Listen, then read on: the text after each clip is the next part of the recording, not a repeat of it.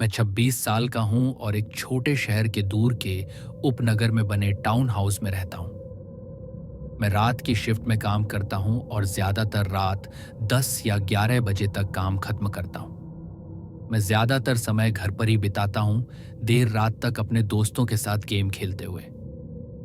हर दिन लगभग एक जैसा ही था, लेकिन कुछ महीने पहले एक हफ्ता बहुत तनाव भरा रहा और उस रात मेरा दोस्तों के साथ ऑनलाइन गेम खेलने या समय बिताने का बिल्कुल मन नहीं था। पर नींद भी नहीं आ रही थी। रात के 2 बजे तक मैं यूं ही बोर होकर यूट्यूब देखता रहा। फिर अचानक सोचा कि बाहर टहलने चला जाऊं। मैं ज्यादा टहलने नहीं जाता था, लेकिन जब भी जाता था हमेशा सुकून मिलता था। पता नहीं क्यों मैं ज्यादा बार नहीं गया, खासकर रात में जब आसपास कोई नहीं होता। मुझे हमेशा अच्छा लगता था कि पूरा मोहल्ला जैसे मेरा अपना हो। सुनने में थोड़ा डरावना लगता है, पर मुझे पसंद था। कम से कम पहले पसंद था। मैंने एक हुडी पहनी, दरवाजा लॉक किया और निकल पड़ा। कोई प्लान नहीं था कि कितनी दूर तक जाऊंगा, बस वैसे ही निकल पड़ा। आमतौर पर जिस रास्ते पर जाता था उसी ओर गया, जो टाउन हाउस के क्षेत्र से निकलकर पुराने घरों वाले मोहल्ले की तरफ जाता था। यहाँ के घर ज्यादा अच्छे नहीं थे, पुराने और पास पास बने हुए थे, लेकिन टाउन हाउस के एरिया में घूमने से तो ये बेहतर ही था। चलते हुए लगा जैसे पूरा शहर सो गया हो। हर घर अंधेरे में था और बिल्कुल शांति थी। शुरू में तो ये बहुत अच्छा लग रहा था, जैसे सारा तनाव मिट गया हो। लेकिन थोड़ी देर बाद एहसास हुआ कि मैं अब तक बिना मुड़े सीधा ही जा रहा हूं और अब मैं शहर के बिल्कुल किनारे पहुंच गया था।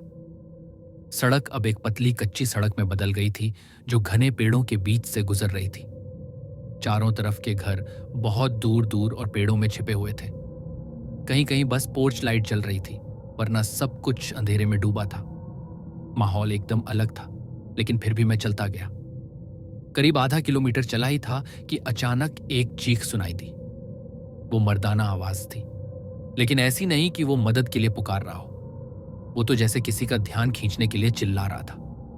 आवाज चारों तरफ गूंज रही थी, जैसे पूरे जंगल से आ रही हो। मैं रुक गया और इधर उधर देखा। कुछ नहीं दिखा। करीब 30 सेकंड तक वहीं खड़ा रहा, फिर आगे बढ़ गया। सोचा, जो भी था जानने का कोई तरीका नहीं, इसलिए बेकार में सोचने का मतलब नहीं। फिर भी जितना आगे बढ़ता गया उतना बेचैनी बढ़ती गई।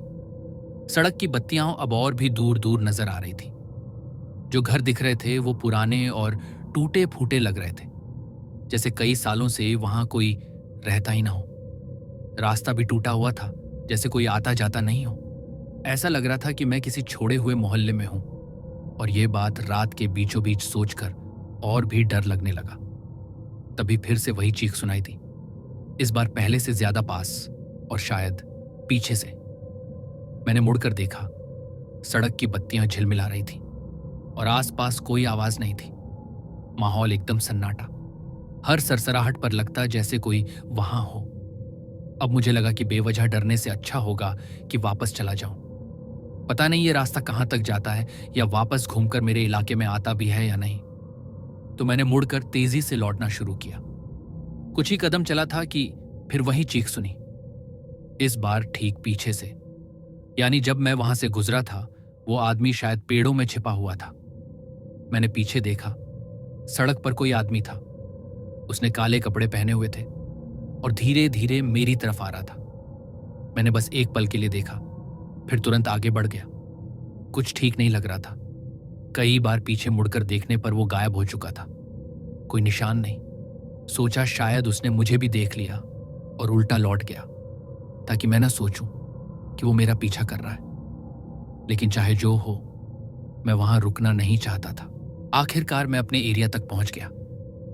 थोड़ी राहत मिली, लेकिन मन में अब भी अजीब डर बना रहा था, जैसे मैं अब भी अकेला नहीं हूं। मैं अपने घर पहुंचा, पानी पिया और टेबल पर बैठा सांस ले रहा था कि तभी बाहर दरवाजे के पास कुछ खिसकने की आवाज आई और फिर जोर से किसी ने दरवाजे पर दस्तक दी। मैं तुरंत उठ गया और धीरे से दरवाजे के पास गया। पहले कान लगाया, फिर झिर्री से झांका।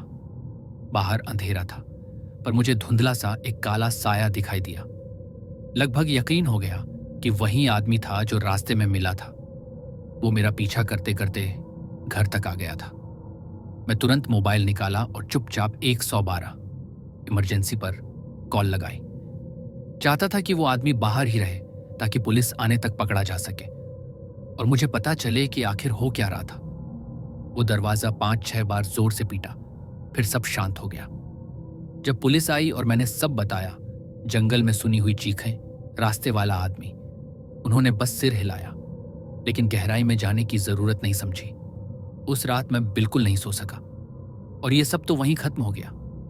लेकिन अगले महीने तक कई बार आधी रात को दरवाजे पर वही भारी दस्तक सुनाई देती रही।